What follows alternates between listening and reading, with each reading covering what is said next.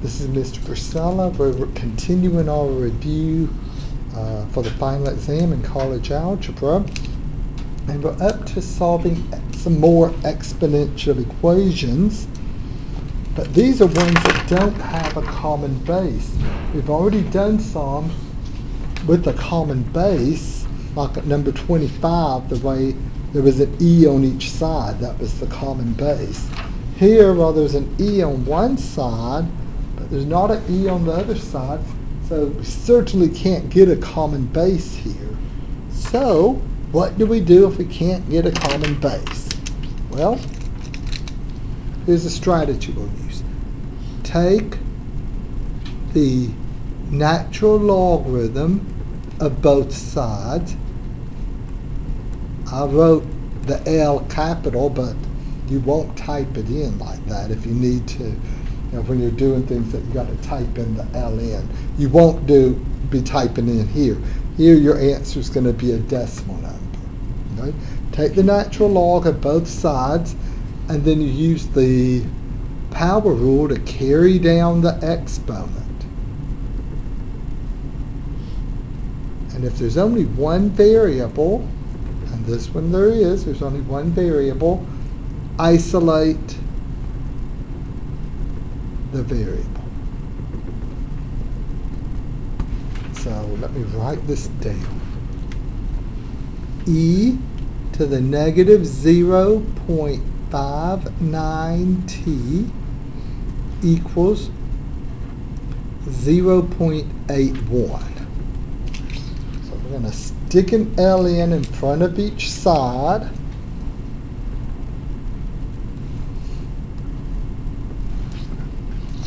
And as I carry down the exponent, but actually this thing simplifies even better than just carrying down the exponent. Do y'all remember a rule about E and Ln? What happens when you have E and Ln side by side like that? Yeah, E and Ln are exponent or inverse functions. They cancel each other out. So on this one, all I have to do is cancel out the Ln and the E, and all I have is a negative 0.59t equals ln 0.81. What would I need to do to isolate that variable t? What would I do to get the t by itself? Would I divide? Yeah, I'll divide. That gets the t by itself. So this is the thing that we got to punch into our calculator here. This one isn't very tedious or difficult, as long as you remember if on your calculator, when you hit ln, if it opens parentheses, you've got to close those parentheses. Since there's only one number on the top of the fraction and one number on the bottom, you don't need to enclose the whole top and bottom in parentheses like we will on the next one. Okay? Let me see. So I'm going to punch it in exactly as I have it written there. Let's see. Ln. It opened those parentheses, 0.81. I've got to close them. Divided by a negative. On my phone calculator, the negative and the subtraction key are the same. 0.59. Ooh, did I hit equals twice? Let me see. No, I didn't. Okay. So 0.3. How are we told to round this? Let's see. Do not round. Then round to, it's cut it off. Round to 4 decimal places as needed. So 1, 2, 3, 4. Do I leave that as a 1 or make it a 2? Y'all see that? Oh, it's hard to see. Let me do a physical zoom. 0.357. It's a 1, 5. So I'm thinking I'll make it a 2. If the digit after the 1 is a 5 or larger, you round up. If it were 4 or smaller, you would just drop all of that. So 0.3, 5, 7, 2. Oops. 0.3, 5, 7, 2. Any questions on that? Punch it into your calculator. If your calculator's like mine, you got to make sure you close those parentheses around the 0.81. Okay? Now, the next one is a bit more involved. Okay? We're still going to take the natural logarithm of both sides and carry down the exponent, but it's going to take a little bit more work to isolate the variable. Why? Well,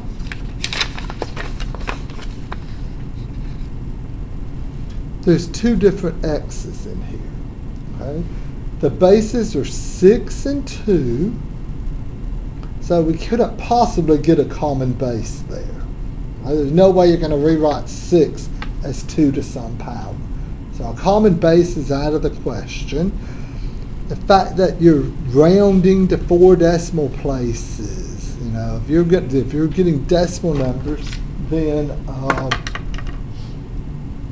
let's see.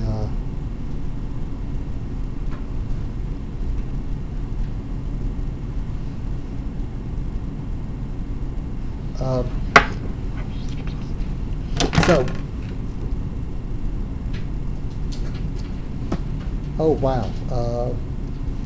That's what you get when you have your phone up here. A text message just came in.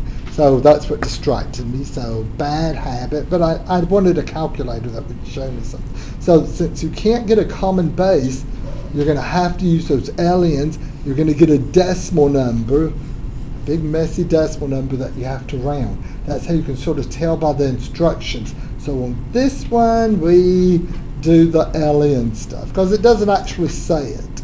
Okay? So we still take the natural logarithm of both sides and carry down the exponent. But since there's more than one variable, let's see, here's what you're going to do. Isolate the 2x terms on the left,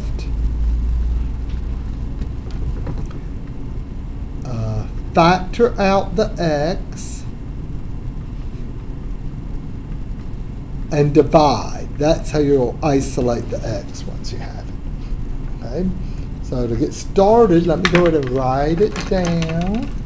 6 to the x equals 2 to the x plus 2. I stick ln in front of each side. And here, unlike the other one, there's no ln and e to cancel out. So I will carry down the exponent. We'd have an x and an ln 6 on the left equals, carry down the exponent, we'd have an x plus 2 ln 2. Now this is x plus 2 times ln 2, so that's multiplication. So I think I've already mentioned distribute over addition or subtraction. I'm going to have to distribute this green ln 2, but that doesn't really change anything. All you do is, or it's not really difficult, just stick the green ln 2 after each term. X ln 2 plus 2 ln 2.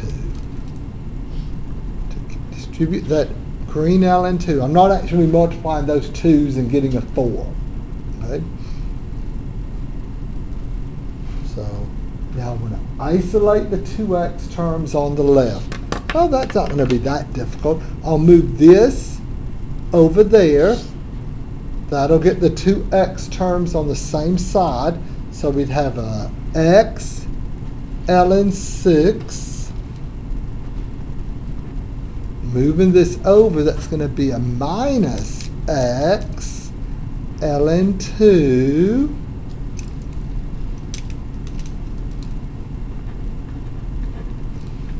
equals what's on the right? Just 2 ln 2. So I've isolated the 2x terms on the left, and now factor out the x. That's how you get it written with just a single x term. To factor out that x, just imagine covering up that black x. What's remaining is what will go inside the parentheses here. We'd have a ln 6 minus ln 2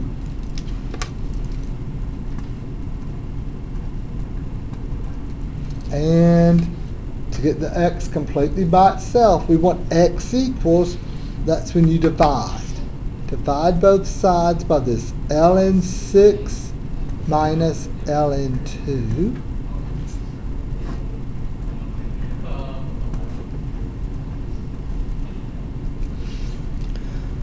Now, when there's more than one number in the numerator, you should enclose it in parentheses. Like right here, 1, 2.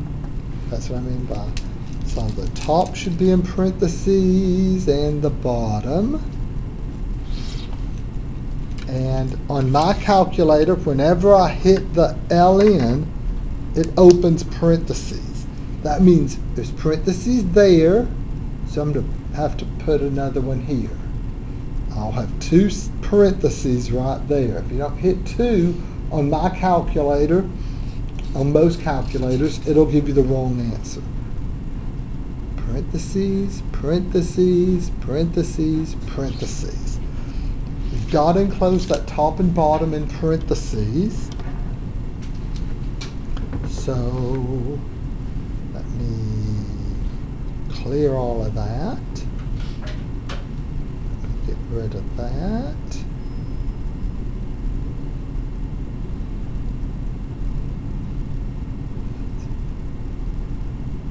Let me see.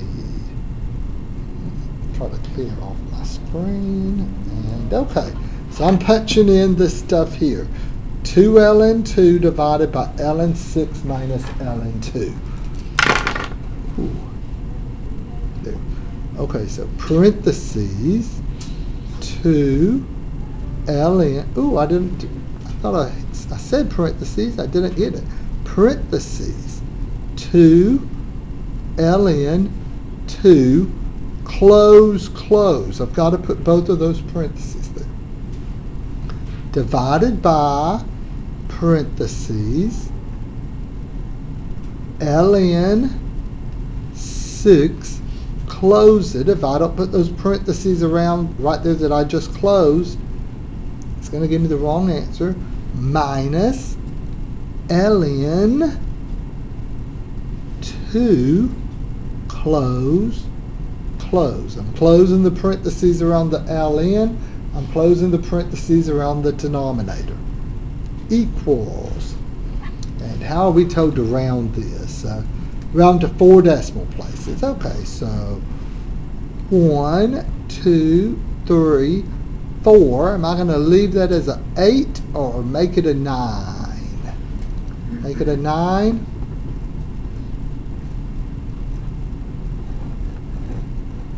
So 1.2619. Theoretically, if you get an error, the answer could be, there could be no solution, okay? But more than likely, if you get an error on your calculator, that just means you messed up punching it in, okay? Let me see. Something else there. Let's see.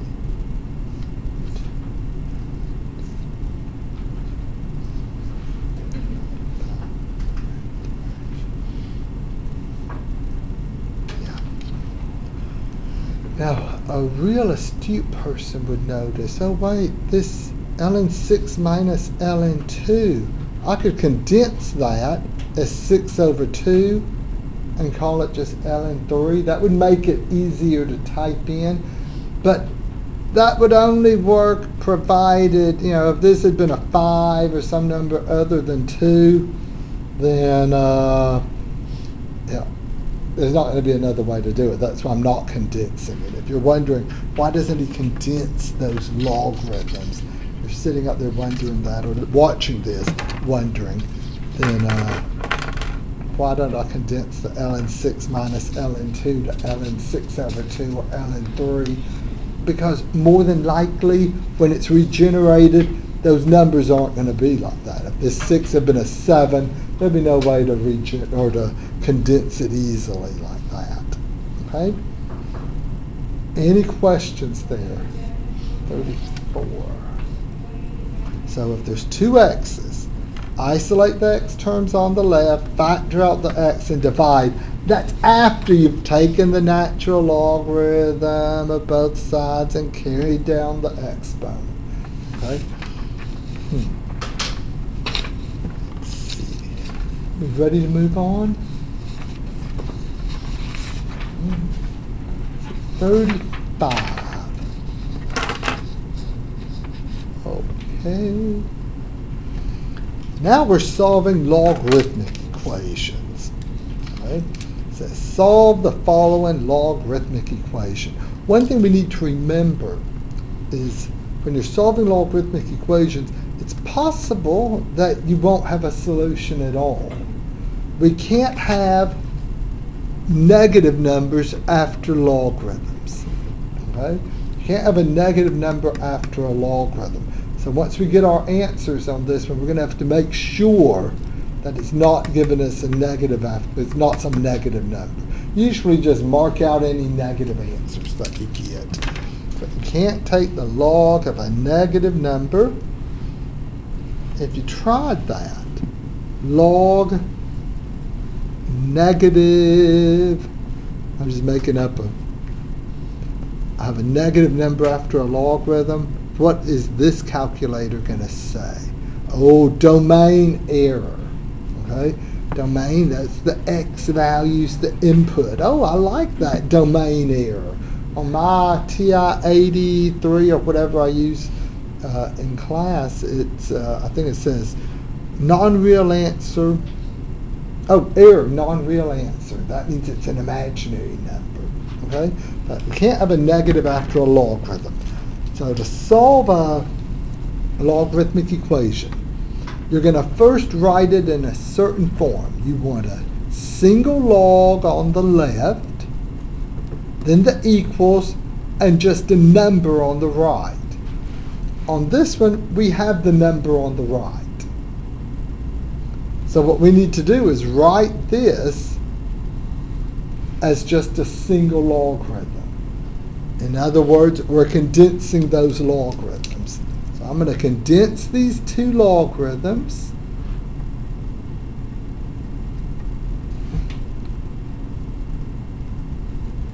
And whenever I'm condensing logarithms, the first thing I ask myself is, will there be a fraction bar after it?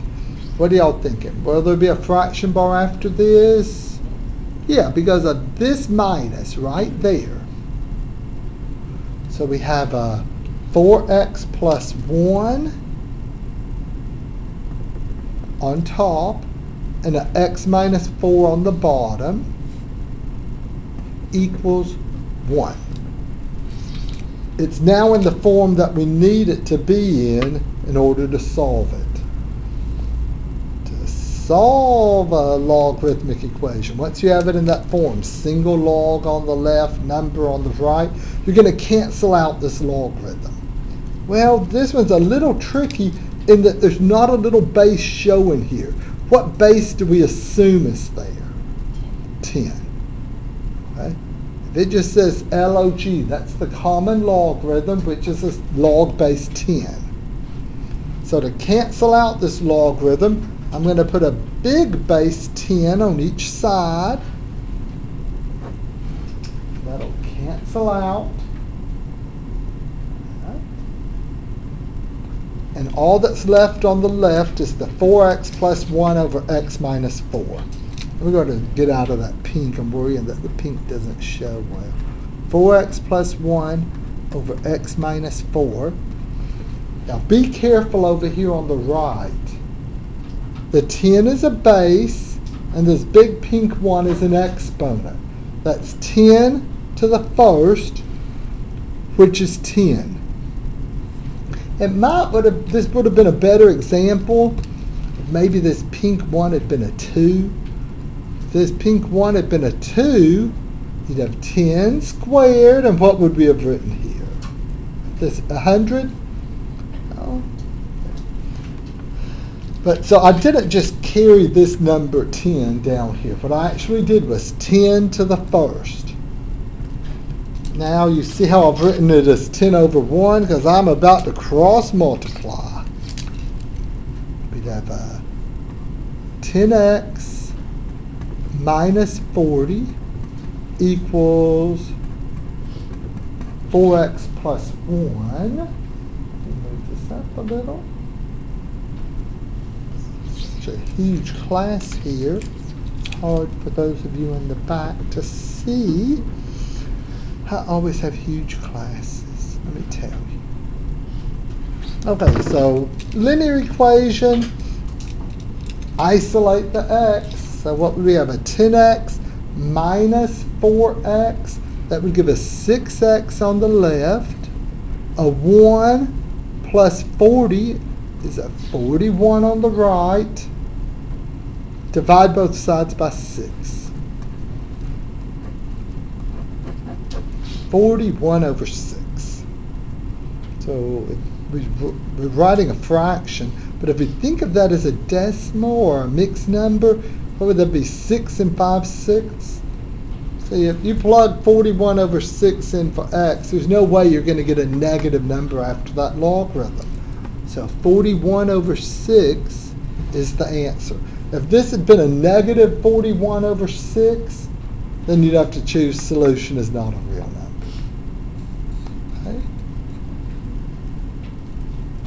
Any questions there? Before we do the last one. So if it says solve an equation and there's logarithms in it, you've got to write it in that form. Just a single logarithm on the left, a number on the right. On problem number 36, log base 4 of x equals 1 minus log base 4 of x minus 3. Well, here the number isn't by itself on the right. So we'll use the most basic problem solving strategy there is. If you know how to solve one type of problem and you're confronted with another one, make it look like that one. We know how to do it if the one's by itself, or whatever that number is. Okay? It's just luck of the draw that on mine, the number turned out to be a 1 on both of these, on 35 and 36. But what am I trying to say I'm going to need to do on this one? There's only one correct first step. What do I need to do? Move that log base 4 of x minus 3. I'm going to put the two logarithms on the left. So we have log base 4 of x plus log base 4 of x minus 3 equals 1. So I'm making it look more like the other problem. The two logarithms are on the left. The number, the constant, is on the right. Now let's condense these two logarithms. Condense it down to just one logarithm. So what do I do when I'm condensing? Well, the first thing I always ask myself is, will there be a fraction bar after the logarithm? And are we going to have a fraction bar after this when I condense it? No, because of that plus right there. Okay? So if that circle plus had been a minus, there'd be a fraction bar, and we'd do what we did over here. It'd be more like that. Okay? As it stands, we have a log base 4 of x times x minus 3 equals 1.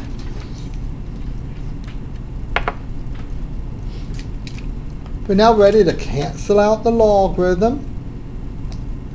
What big number will I put right here to cancel out that log base 4? Well, a 4.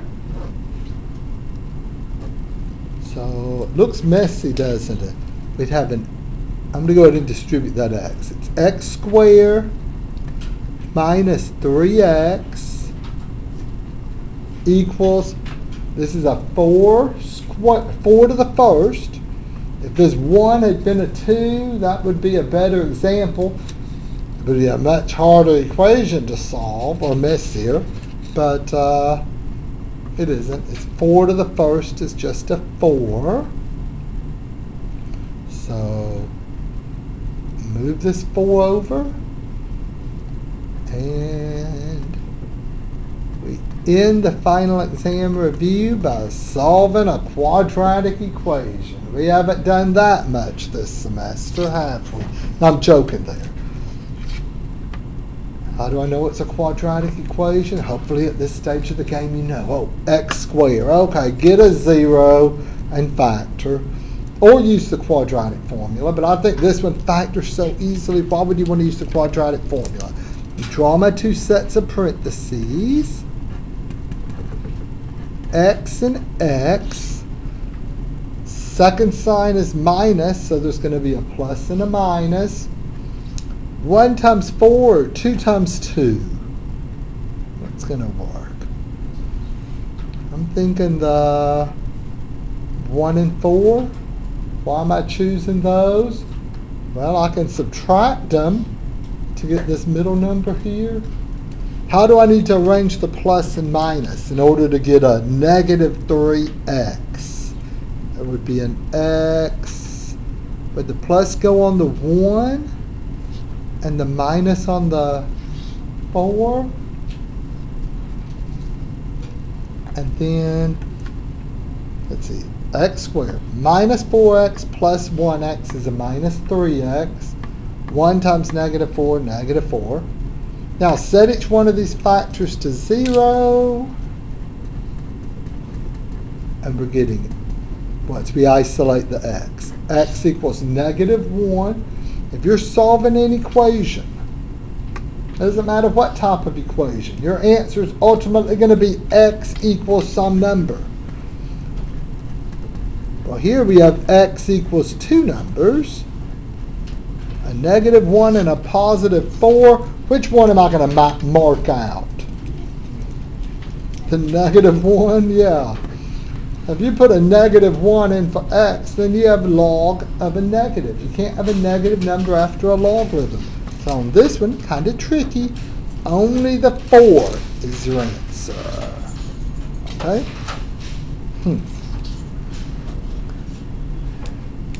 Any questions there? Well, that completes this review. And I guess this is the last time I'll be making a video sitting in this room. Next time I'll make videos will probably be in the new building. So I guess I'll be retiring this little document camera. So thanks for watching, and I'll see all of you hopefully next class meeting. Bye-bye.